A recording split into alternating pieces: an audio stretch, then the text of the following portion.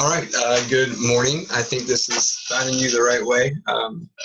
My name is Justin. I am the pastor here at the United Church of Lincoln, and you have stumbled upon Tiny Desk Devotion, something that we here as a community have been participating in for the last several months now. It is the new normal, but hopefully you've been accustomed to this. You kind of know what this is about.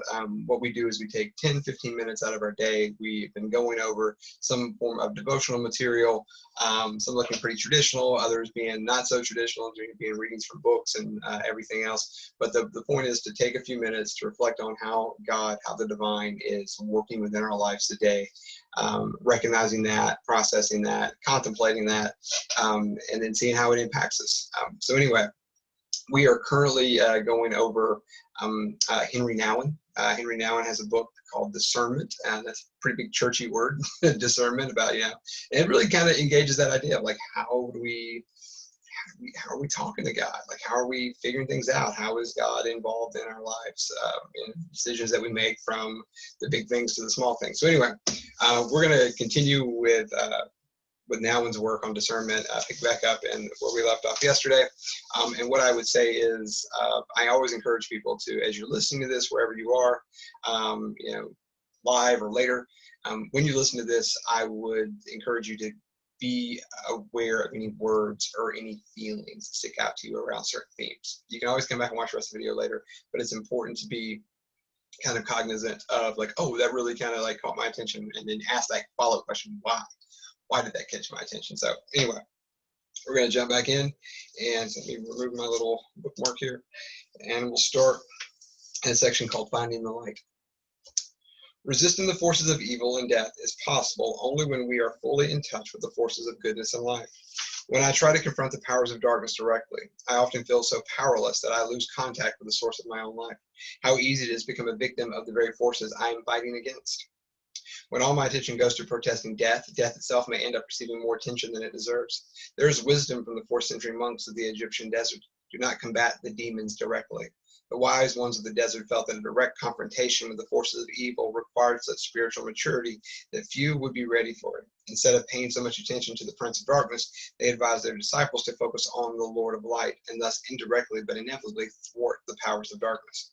In the midst of darkness, vulnerability to fear and despair, St. John of the Cross, a spiritual friend of Teresa, we talked about her yesterday, writes of a light too bright for our eyes to see. We may not be able to look directly into the brightness, yet in this divine light we find the source of our being. In this light we live, even when we cannot grasp it. The light sets us free to resist all evil and to be faithful in the darkness, always waiting for the day when God's presence will be revealed to us in all its glory. I know from experience that I cannot always find the light or walk in the light of God alone. I need the love and support of my brothers and sisters in the community of faith. My own spiritual life has been unthinkable without the intercessory prayers of others. Many crucial decisions needed to be taken, many classes needed to be taught, many promises needed to be fulfilled. And at the same time, I often felt so tired, so heavy of heart, and so melancholic that I wondered how I would ever be able to live through that time. I couldn't pray. Not only was I unable to find time to step into the light, but even when I had time, I found no inner rest. The prayers I said often felt empty and useless. During one such period of trying to discern between the good I wanted to do and the pull to just give in to self-rejection and darkness, I decided to write to 12 friends whose love for me was as real as their prayers. And I asked them to pray for me each day for the coming month. I explained to them my spiritual dryness and my inner fears. It didn't take long to experience something new. Even though my own prayers remained faithfully barren, I gradually felt surrounded by a network of prayer support. I knew I belonged to a spiritual family who lifted me up to God, and I sensed that I was part of an active community of prayer. It felt as though others were praying in my place, and I didn't have to worry.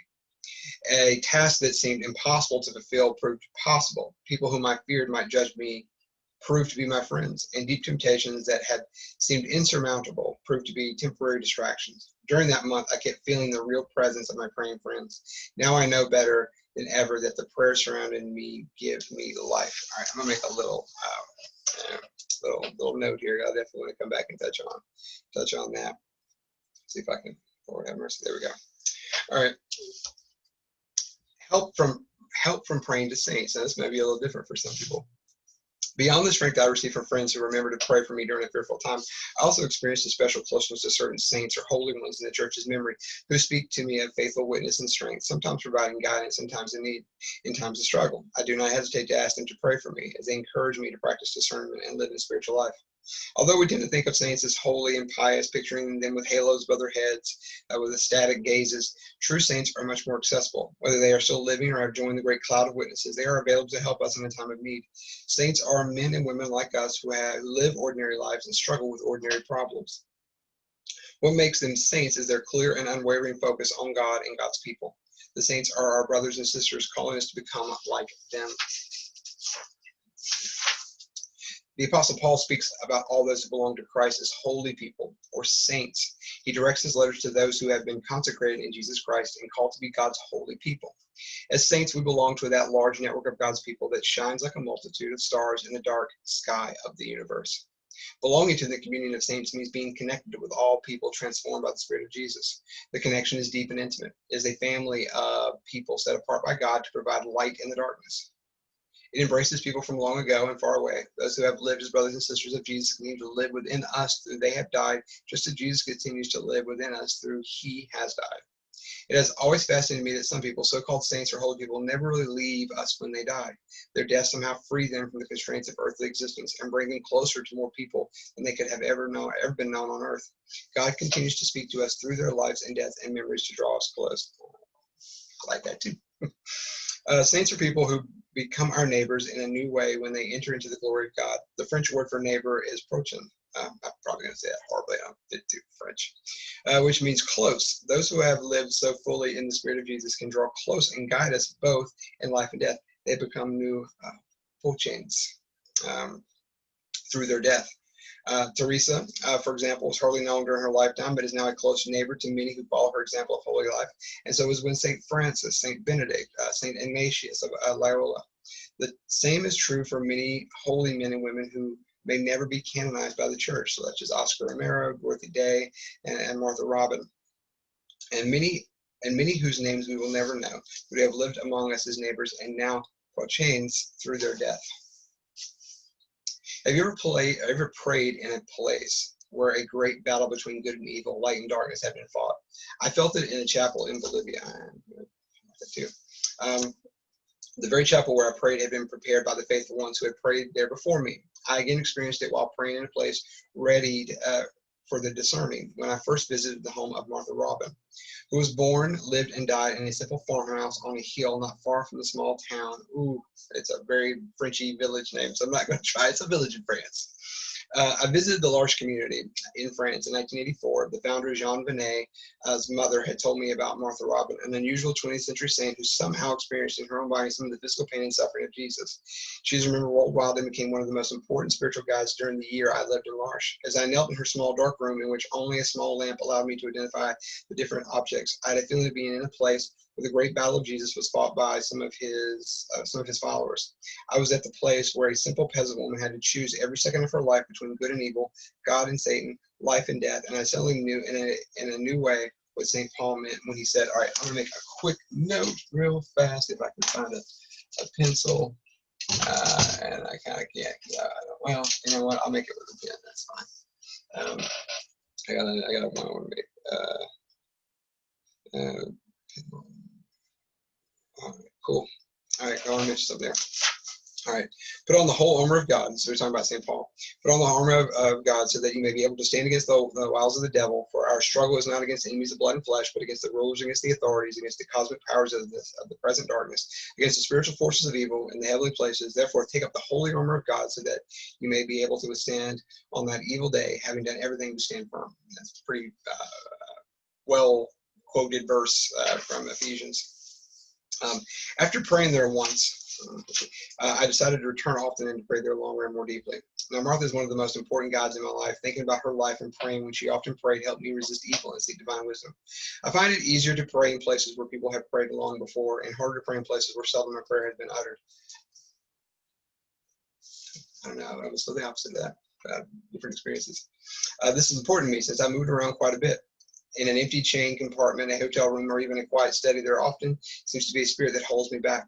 I could have stayed and prayed for many hours in Martha's room. Seldom have I ever felt such inner peace. Let me tell you some of her unusual story. Her life is one example from the lives of the faithful, which show how one can live a life of prayer that leads to discerning good from harm. And I tell you what, I think we'll start there before we get into the Martha part, and we'll leave that for next week, and I can kind of unpack some of the things that I heard this morning. So going back to the start of our reading, place I highlighted, this idea of like having people pray for you. Now we do this within our church, and maybe you have a similar experience of growing up, or if you don't attend the church, or had in the past. But this idea is the prayers of the people, where we list out these prayers, where we say there's people in our community who are having some kind of illness, or they are going through just a lot of anxiety around a certain topic or an unnamed topic, and we ask for prayer for them, but we also for people who have received blessing, and so we have celebrations of that. So it's like the prayers of the people. We do that too, but I really like how he describes this, like kind of connecting with people. You can call it a prayer group or whatever, and it's not even about, it seems like the option of meeting in person or not meeting in person is one of those things, but there's like maybe agreed upon time. The way I imagine this in my head is like you talk to these people and say, throughout the week, we know that certain people are going to be praying for us at one time. And I used to get these letters from this prayer group at one of my former churches, and every so often they would say, like, your name came up in our prayer, and we just want you to know that we're praying for you for this month. And it was kind of nice, because I felt like, these were probably these are older people anyway, and they made me think of like maybe the prayers of like my grandmother, or the prayers of my grandfather prayed, in the way that many of us would sing prayer. He probably prayed while doing stuff, but not in the way that most of us would imagine. But anyway, I imagine those kind of voices. And so I really appreciate kind of hearing this like collective prayer that these people, whether they would gather together at home when they got up in the morning and they were diligent prayers, that they would say my name and they would think about me. And I don't know, I think that's pretty moving. All right, so I want to say that. And then there's a part, the intercessions. He talks at the very beginning, we started mentioning this, Martha Robin. He says, have you ever prayed in a place where a great battle between good and evil, light and darkness, have been fought? He said, I felt that in Champlin, Bolivia. We talk about churches being very sacred and holy ground. And we've kind of found out that we've been challenged by that with some of COVID. But there are places that I do think they kind of hold this residual sacredness, right, where something happens. And I remember being in Alabama and going to 16th Street Baptist Church that was bombed in the 1960s, and several young African-American, I think it was all female, if I remember right, but they passed in this bombing of the church. And I can remember being on the steps, being out on the corner of the building, and there's a plaque there for their deaths, really martyrdom, and use that expression. Their murder, really what it was. But I remember feeling like this is something different. This is something different. It feels holy. Something happened here.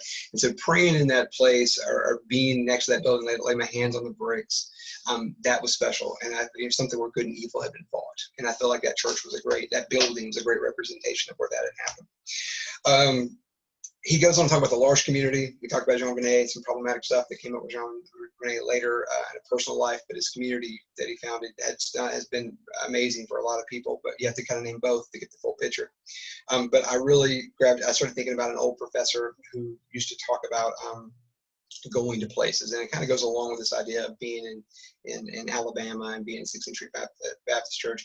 But he said that he said he got a chance to go overseas, and he got to do this fellowship, and was able to go and stay in like a room that C.S. Lewis used to write in, right? C.S. Lewis, Chronicles of Narnia, super famous, Mere Christianity, all that. But he said it was so surreal that he got to do this, and he's like, I would imagine, this is the way he described it. He said, I would imagine, because he said you would go on these little like tours around the place, but not like a tour, but they're just walks, and they're in the middle of nowhere, like kind of out in the like a I don't know, not a field, like a forest, like these like pleasant little parks. He said you would go around these curves, and there's just trees everywhere, and all of a sudden you would pop up on like a cavern or a restaurant. And he said I often imagined Lewis would go on these same walks, so you're kind of walking in the footsteps, and that kind of goes back to this idea of like saints, and we walk in the footsteps of those that went before us, and So I was thinking about that and the idea of pilgrimages, and still some people go on spiritual pilgrimages, and there's some pretty famous ones, like we go to Canterbury, pilgrim to Jerusalem, going to the big one that I think of as the Camino de Santiago, the way of St. James. So anyway, that kind of spoke to me as well. And then lastly, he makes the thing, he's like, I find it easier to pray in places that people have prayed at before. And I don't know, I guess for me, I would say it's just the opposite. I don't think it makes it any less of an experience or meaningful, but I think for me, it has always been, there seems to be some pressure to pray. Like if you walk up in a pulpit and you know that someone there, like, did a sermon, like use 16th Street Baptist Church, for example, we know Dr. King had spoken there, and to say it in that same pulpit and try to do that, like, I think there's a connected of holiness there, but I would feel just being pretty authentic, pretty inadequate to kind of fill that space. And so I think for me, at least in my call, I feel like God has placed in my life, it is going to the places where there hasn't been a lot and offering maybe something that looks like traditional prayer, but also doing different forms of prayer. And so my mind automatically goes to a piece of land that hasn't been like farmed or has a garden on it, and then you get your hands in the soil and you dig it up and you begin to pray with your hands, and a thing that had no life before, or a life that had been kind of just imagined in one way, gets reimagined, and new life can spring from that.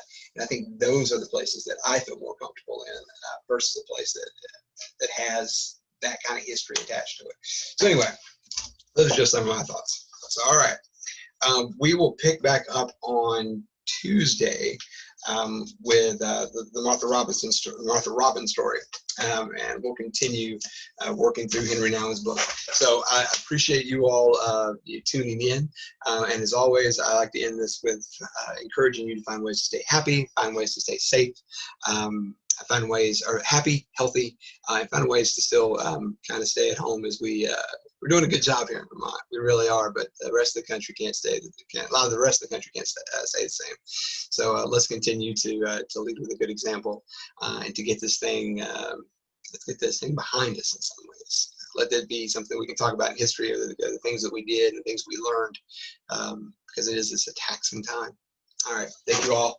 Talk to you soon.